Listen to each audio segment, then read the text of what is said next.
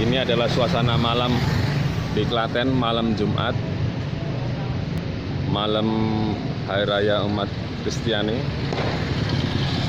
malam Paskah. Ini ternyata tetap ramai, tepatnya di depan Samilwes. Ini sampahnya ramai ini. Ada warung angkringan ini. Namanya apa ini? The Beatles, The Coffee House. Ini angkringan. Jadi kita lihat di depan ada apa, di dalamnya ada apa ini isinya. Wah, ini ada. Ini ada tuh.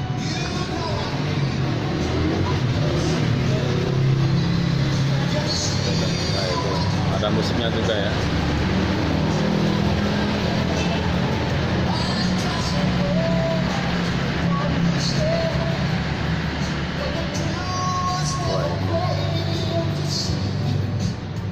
Halo Bang, ini usaha apa Bang ini Bang? Usaha minuman angkringan, khususnya kopi spesial. Kopi spesial. Ya. Namanya apa ini? The Beatles Coffee. Ya. Udah lama berdiri nih? Ya, baru sekitar 1 bulan. 1 bulan. Kalau menu-menu minumannya apa yang menarik di sini? Yang paling menarik di sini selain kopi, bandrek dan bajigur. Bandrek dan bajigur. Ini apa ide Bapak atau ide? Ya, ide kami berdua dengan Pak Toto ya. Ide kami berdua. Nama siapa Pak? Joko. Toko siapa? Joko Susianto. Ini jualan sama siapa? Dibantu siapa ini? Sama Pak Toto, Pak Ardono. Pak Ardono. Sama istri juga? Sama istrinya Pak Ardono. Siapa namanya? Ibu Kayah. Wah, ini pemiliknya ini. Wih, ternyata ada para tokoh di sini ya. Ada tokoh di sini kumpul-kumpul ini ya. Assalamualaikum Mbak. Ini dari Kabare Piye. Ini Kabare Piye. Ini agenda apa ini Pak kumpul-kumpul ini? Ya, kita memang dari alumni SMA Negeri 1 angkatan tahun 1999 itu kita akrab Mas, kita sudah punya organisasi sendiri namanya Trah Patmo Kusumo. Jadi yang di Klaten ini nasional. Trah Patmo Kusumo itu nasional. Nah yang di Klaten ini ya sering kita kumpul-kumpul, ngobrol-ngobrol, sharing, ya, temu kangen. Karena kalau sama-sama satu SMA itu banyak kenangannya pasti. Dan macam-macam latar belakangnya. Apalagi setelah sekarang bekerja, ada yang profesor, ada yang kepala sekolah, ada yang wira swasta, ada yang pensiunan dan sebagainya kan rekam jejak pengalamannya kan macam-macam. Nah itulah yang kita sharing. Ya tentu apa yang kita lakukan untuk Klaten lah, apa yang bisa kita sumbangkan, apa yang kita bisa lakukan. Paling tidak untuk alumni sendiri dan untuk alma mater. Kita juga berusaha untuk berguna bagi masyarakat Klaten secara keseluruhan. Pak boleh tanya Pak ke depan harus bagaimana Pak Klaten Pak ini Pak? Ini kemarin ada tragedi OTT ini, gimana ini menurut Bapak gimana? Enggak Pak Profesor ini? Gimana tanggapannya? Gimana? Biar semangat hidup gimana? Nah, itu yang salah kan masyarakat sendiri ya, kita memilih pimpinan tidak punya tolok ukur. Tolok ukurnya apa pemimpin? Kita sendiri kan enggak hitungannya hanya dominasi partai politik, kemudian dapat uang. Tentunya yang salah juga masyarakat. Jadi Pak Prof mendukung KPK ya Pak ya? Mendukung KPK untuk segera menuntaskan masalah. Istilahnya tidak mendukung KPK ya, bagaimana negara ini baik, kemudian juga termasuk Klaten. tidak saya dukung, KPK sudah ada, tidak perlu didukung KPK itu. Kita kan warga masyarakat, kadang-kadang ya sebenarnya salah kita sendiri, mungkin masyarakat itu perlu introspeksi loh. Iya toh, salah ya ada ya.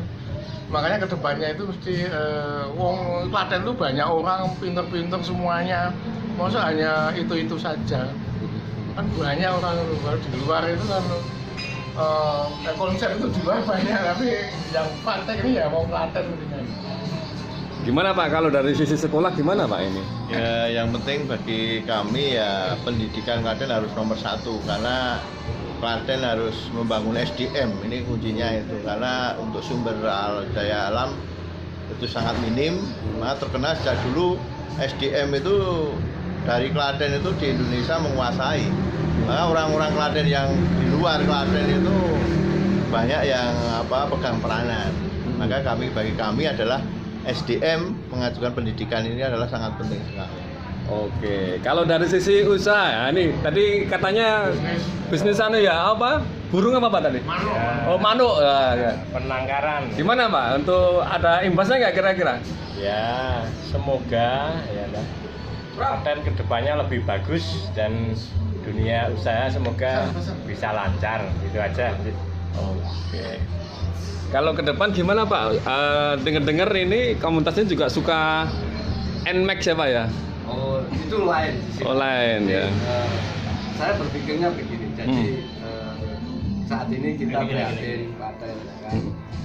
Prihatin karena kondisinya, prihatin karena ekonominya, ya. Sekarang juga cuaca juga tidak menentu, padahal basicnya Klaten kan pertanian. Jadi itu menjadikan kita lebih introspeksi, betul kata Pak Profesor tadi, dan ke depan kita juga harus lebih semangat lagi menata diri gitu ya. Nah, saya lebih banyak sekarang bergerak juga di komunitas-komunitas.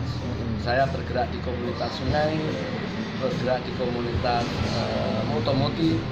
Posisi saya adalah mensupport mereka agar terus bergerak, terus maju.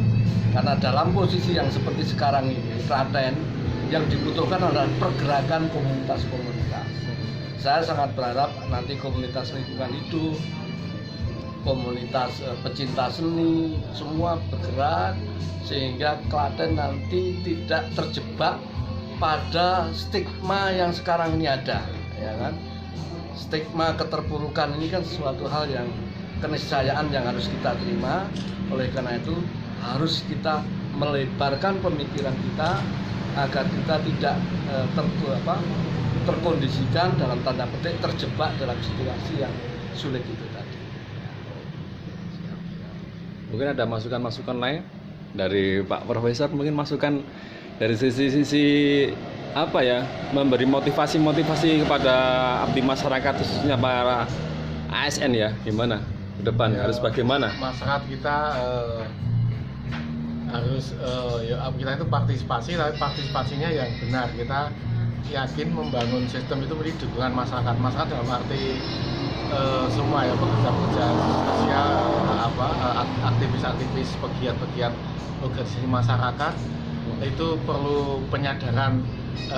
Kita sempitkan Klaten, kita perlu membangun Klaten lebih baik nanti.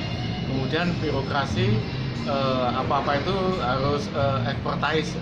Kalau kita sudah tahu kalau urusan itu tidak diberikan pada ahlinya, ya mesti kacau. Nah, kalau pengen bangun birokrasi ya in the right man in the right place. Nah, itu mesti kriterianya itu kinerja, standarisasi kinerja, dan terusnya bukan. Nah, ini kita harus berani belajar. Ternyata kan permainan yang jadi permainan. Jadi tolak ukurnya harus berani. Seseorang itu memang menguasai di bidangnya, kemudian kinerjanya terukur, kemudian output apa yang dilakukan itu ada hasilnya. Harus kita mulai seperti itu. Yang mungkin yang sudah ya sudah, ini kedepannya itu. Ini saat ini kita beberapa kalau kita medsos itu hanya untuk celtukan. Ayo mungkin perlu jadi langkah konkret apa gitu. Masyarakat keseluruhannya. Pak, boleh tanya Pak, ini sekarang kan sudah SMA dan SMK sudah ranahnya manajemennya mengikut Provinsi Jawa Tengah. Gimana, lebih enjoy di Jawa Tengah atau Klaten Pak? Saya kira sama, hanya masalah pengelolaan aja. Jadi bagi SMA dan SMK langsung dikelola oleh provinsi. Tapi bagaimanapun kami dikelola provinsi kan kami tetap domisili di Klaten. Jadi tetap kami yang pendidikan itu kesinambungan. Sebenarnya SD, SMP, SMA dan SMK itu tidak bisa terpisahkan. Itu hanya pengelolaan aja. Tapi apa ada bedanya? Mungkin bedanya dari hal intervensi politik kira nggak ada Pak? Saya kira nggak ada. Nggak ada, ya? Yang beda yang mencolok bagi kami sebagai pegawai negeri ya kesejahteraan. Karena Gimana, lebih meningkat atau berkurang ini? ada TPP, ada tambahan penghasilan di provinsi ini. Jadi kalau kayak dulu teman-teman yang sekarang SMA SMK itu ada tambahan penghasilan ini karena mungkin apa untuk kesejahteraan dari pegawai. Misalnya golongan 4 itu 2 juta, golongan 3 1.850.000. Ini luar biasa. Ini tidak bagi kami yang guru atau pegawai itu kemarin tidak menyangka kalau ada TPP itu. Kalau bagi guru yang masih honorer kita bakti gimana? Gini, untuk guru honorer itu sekarang diangkat sebagai tenaga kontrak provinsi. Tenaga kontrak provinsi ini bagi banyak yang di Klaten ini digaji per bulan itu 1.650.000. Itu sesuai dengan UMK Klaten. Luar biasa, Jadi luar memang biasa. ada peningkatan. Hebat ya Jawa Tengah ya. Ya, ini Kepala sekolahnya seneng juga. lumayan seneng karena anak buah sejahtera itu tetap seneng Pak. Jadi bagi kami guru-guru yang honorer ini sudah digaji sesuai dengan UMK. Luar biasa. Ini kalau dari sisi usaha wirausaha semacam burung atau usaha-usaha lain, dampak yang paling nyata Pak? Yang dampak paling nyata? Yang dirasakan Pak? Ya, saya pikir kalau pengalaman dari saya ya, kalau fluktuasi harga burung itu ya dari tahun ke tahun sama saja. Kalau dunia wirausaha, terutama untuk penangkaran burung, saya pikir tidak ada dampak secara nyata. Bapak menangkar burung apa Pak? Saya jalan tren Di mana Pak? di rumah. Di mana? Di mana maksudnya? Rumahnya mana? Oh, rumahnya saya di samping pasar Ngepos. Nah, Berapa ekor Pak? saya ada 7 pasang. 7 pasang. Terakhir Pak, ini Pak Joko Karyono terakhir ini saya mau tanya ini mau ketemu di sini di angkringan apa ini warung kopi Indobedos depan Samil Luwes Klaten. Terakhir untuk membangun Klaten ke depan lebih baik, lebih bersinar lagi. Kira-kira ada resep apa buat sekarang ini pelaksana tugas PLT Bupati? Sri Mulia gimana? Pesannya apa? Pasti keterbukaan, transparansi itu diperlukan sekali. Transparansi dalam tadi disebutkan Profesor Panto, transparansi untuk mengenai manajemen SDM-nya itu sangat diperlukan. Agar apa? Agar semua orang itu the man on the right place. Di samping itu tanggung jawabnya, kapasitasnya itu jelas. Oke. Orang yang ada di situ adalah orang yang mampu melakukan tugas-tugas yang akan dibebankan. Itu transparansi pertama. Transparansi kedua adalah transparansi anggaran. Jadi proses transparansi itu harus jalan terus. Di antaranya adalah dengan ya kalau sekarang eranya digital Mas. Jadi kita harus dibantu dengan IT untuk membuat semua proses yang dilakukan di Pemda, di segenap jajaran Pemda itu transparan, diketahui oleh masyarakat. Contohnya transparansi untuk melakukan lelang proyek, transparansi mengenai budgeting yang disebut e-budgeting. Jadi orang mengajukan anggaran itu sudah dalam sistem. Semua orang tahu, semua orang bisa mengukur benar dan tidak. Saya berharap PLT Bupati akan menuju ke arah sana.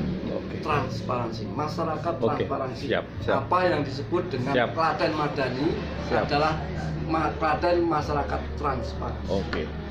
Boleh tahu nama siapa Pak? Saya Pak Sihono. Kepala SMK Negeri 1 Ngaliwat. Bapak profesor namanya Pak? Supanto, ini guru kecil. Oh. Apa namanya? Santoso. Santoso. Pak Joko Karyono ya? Joko. Oke, terima kasih. Selamat menikmati lagi Pak, menikmati ngopi-ngopi. YouTube, saya pengen ya YouTube. Oke.